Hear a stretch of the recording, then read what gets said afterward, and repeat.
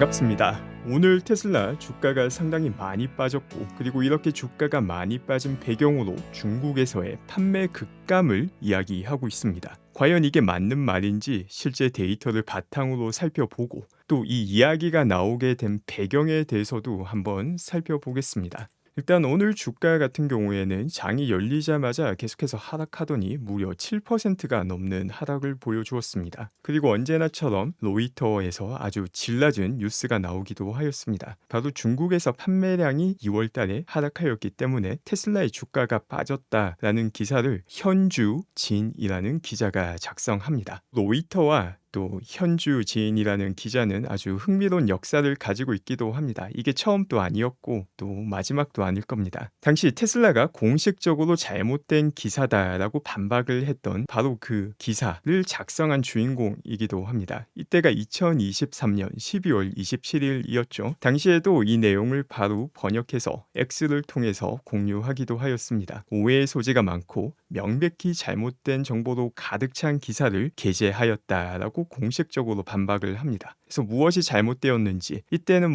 결함과 관련된 내용이었고 날조된 이야기까지 테슬라 공식 계정을 통해서 무엇이 잘못되었는지를 다 정리합니다. 그런데 이런 날조된 기사를 적었던 사람, 이게 다가 아니었습니다. 그래서 당시에 제가 남겼던 글인데 신문사 이름보다는 기자의 이름을 기억해야 되는 시대가 되었다라고 이야기를 했었죠. 이는 좋은 기사를 보기 위해서 적었던 내용인데, 마찬가지로 너무나도 질낮은 기사를 간단하게 구별하는 방법으로서 과거의 역사를 기억하고 평가하는 게 아주 좋은 접근 방법이 될 수 있습니다. 또 당시에 이 현주진이라는 사람이 적었던 또 다른 기사 중 하나가 이제 테슬라가 2023년 180만 대를 넘게 인도하며 연간 성장률 38%를 기록했는데 일론이 약속하였던 200만 대가 되지 못했다라는 식의 기사를 적으며, 사실 기사라기보다는 코미디에 가까운 내용을 많이 작성한 사람이기도 합니다. 이처럼 질낮은 기사를 여러 번 작성하지만 왜 테슬라 주가는 이런 것에 반응을 할까? 그게 참 안타깝지만 테슬라의 개인 투자자 비율이 상당히 높고, 그리고 대부분의 개인들은 사실 기초 사실관계에 대한 평가도 잘 이루어지지 않으며 좋은 뉴스든 안 좋은 뉴스든 뭔가 흥미거리가 된다, 가십거리가 된다, 혹은 많은 사람들이 이야기한다라고 하면 일단 믿고 보는 경향이 너무 강합니다. 또 테슬라가 개인 투자자 비율이 높다 보니까 사실관계를 떠나서 이런 분위기에 흔들리는 경향이 훨씬 더 높기도 합니다. 그러면은 이런 분위기나 가십거리가 아니라 실제 데이터를 바탕으로 얼마나 타당한지도 한번 살펴보겠습니다. 지금 보시는 데이터는 테슬라 차님께서 정리해주신 CPCA와 상하이 항구 수출 자료를 바탕으로 정리한 중국 전체 판매, 중국 내 판매, 그리고 수출 물량입니다. 이 중에서 가장 신뢰도가 높은 자료는 CPCA 자료인데, CPCA에서 공식적으로 나온 자료는 2월달 전체 판매까지입니다. 그 밖에 중국 내 판매와 수출 판매 같은 경우 수출 판매도 CPCA 자료가 나오는데 아직까지는 나오지 않은 상황이고, 상하이 항구 수출 자료를 바탕으로 중국 내 판매를 계산한 자료가 됩니다. 이제 그와 관련된 내용은 롤랜드님께서도 이렇게 정리를 해주셨고, 또 트로이 테슬라이크님 같은 경우에는 전망치는 크게 의미를 두지 않지만 과거 자료는 아주 잘 정리를 하시는 분이기 때문에 또 필요한 일부 의견은 충분히 참조할 가치가 있다라고 봅니다. 그래서 이 23,800대 같은 경우 상하이에서만 수출된 수치이고, 상하이 항구가 아닌 다른 항구에서도 더 수출이 되었을 수 있다라는 이야기를 하십니다. 그래서 이를 종합적으로 판단을 해서 이제 어떻게 평가할 수 있는지 중국의 주간 보험 등록수와 함께 살펴보겠습니다. 자, 지금 보시는 자료 중에 CPCA 이 자료가 가장 확실하고 가장 정확한 자료는 이렇게 흰색으로 표시가 되어 있습니다. 이를 통해서 1월 중국 내 판매량을 정확하게 알 수가 있게 됩니다. 중국 자료 같은 경우는 또 매주 중국 보험 등록수가 확인이 됩니다. 그런데 이 중국 주간 보험 등록수 같은 경우에는 1월이면 딱 1월 말까지, 예를 들면 1월 1일에서 31일까지 또 끊기는 게 아니라 1월 29일에서 2월 4일까지 식의 일주일간 자료가 항상 나오게 됩니다. 그래서 어디가 1월까지고 어디가 2월 부분인지, 예를 들면은 1월 29일에서 2월 4일까지 중에서 어디가 29일에서 1일에서 31일까지고 어디가 2월 1일에서 4일까지인지 이 CPCA 자료와 종합해서 보게 되면 이도 쉽게 계산할 수 있습니다. 그래서 어떻게 계산하느냐? 이건 뭐 단순 산수죠. 1월 달에 나왔던 주간 보험 등록수를 모두 다 합친 다음에 중국 내 판매수와 비교를 해보면은 차이가 나는 것만큼이 바로 2월 1일에서 2월 4일 판매가 된 양이 됩니다. 그래서 이런 식으로 계산을 해서 주간 보험 등록수 기준 1일 평균 판매량이 얼마인지를 모두 다 정리한 자료입니다. 이를 보게 되면 2월 중국 춘절 여파로 2월 5일에서 18일까지 중국 내 판매량이 아주 떨어졌다가 19일에서 25일 다시 판매량이 급증하는 모습을 보여주고 있으며, 만약에 2월 중국 내 판매량이 36,835대가 맞다면은 26일에서 29일 이 4일간 12,026대가 판매가 되었다라는 의미가 됩니다. 이제 그렇게 되면은 1일 평균 판매량이 3,000대가 넘어가며 엄청나게 급증을 하는 것을 볼 수 있습니다. 그리고 바로 내일, 바로 2월 26일에서 3월 3일까지 중국 주간 보험 등록수가 나오는데, 만약 이처럼 3,000대, 1일 평균 판매량 3,000대가 지속이 되게 된다면은 2만 대가 넘는 2만 1,000대가 기록이 되게 됩니다.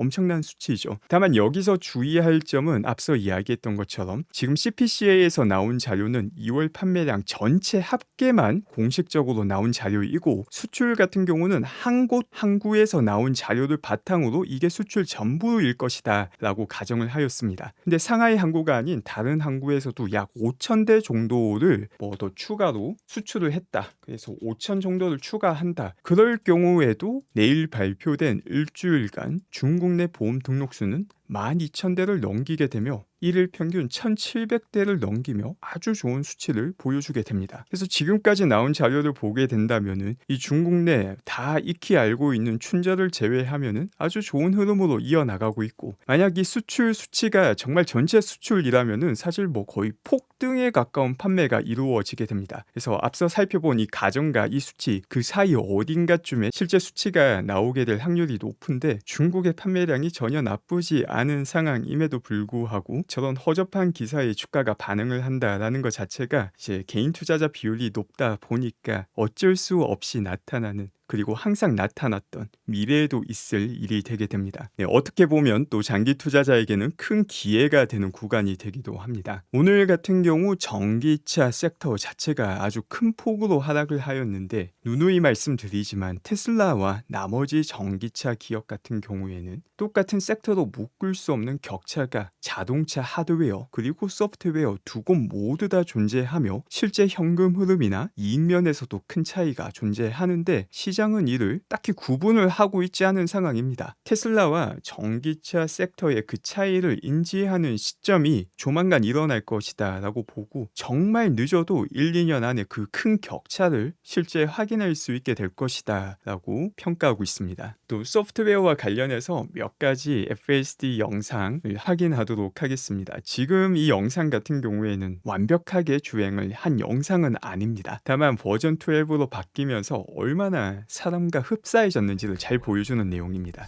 지금 난이도가 상당히 높은 구간, 어쩌면 불가능 난이도에 도전하고 있습니다. 지금 우회전한 다음에 바로 좌회전을 해야 되는 그런 상황인데, 사실 여기에 차들이 이렇게 엄청나게 나열해 있기 때문에 좌회전이 현실적으로 많이 힘든 상황입니다. 이런 상황에서 FSD가 어떻게 반응하는지 봤더니 이제 좌회전을 해야 되는 걸 알고 있기 때문에 가다가 좀 어색한 움직임을 보여줍니다. 중간에 거의 정지를 해버리죠.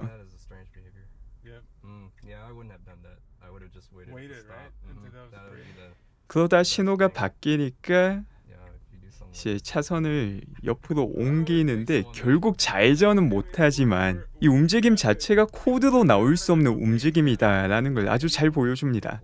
그 누구도 이런 식으로 코드를 짜지는 않을 건데, 여러 데이터를 바탕으로 학습을 하다 보니까 이렇게 아주 특이한 움직임 패턴도 볼 수 있고, 그 밖에도 상당히 인상적인 또 주행을 보여주는 구간입니다. 앞서 봤던 구간과 상당히 비슷한 구간인데 지금 같은 경우에는 차량이 전혀 없는 상태입니다. 다만 좌회전을 하기 위해서 상당히 많은 차선을 바꿔가야 되는 상황이죠.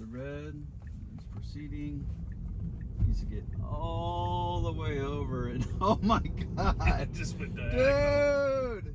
이렇게 실제 경험을 하게 된다면은 탄성이 나올 수밖에 없는 그런 움직임을 FSD 버전 12가 계속해서 보여주고 있지만 시장의 반응은 참 안타깝지만 산수만 하면 알 수 있는 내용으로 또 이렇게 큰 폭의 하락을 하는 하루가 되었습니다. 그래서 당장에 이런 주가 변화만 보게 된다면은 뭔가 문제가 있는 것 같지만 역시 테슬라의 내재 가치는 하루하루 올라가고 있으며 바로 그런 내용들을 우리는 직접 수치를 확인하고 또 새롭게 개발하는 이런 소프트웨어를 봄으로써 확인할 수 있다라고 생각합니다. 네, 오늘 방송 함께 해주신 분들 감사드리며 오늘도 좋은 하루 되시기 바랍니다.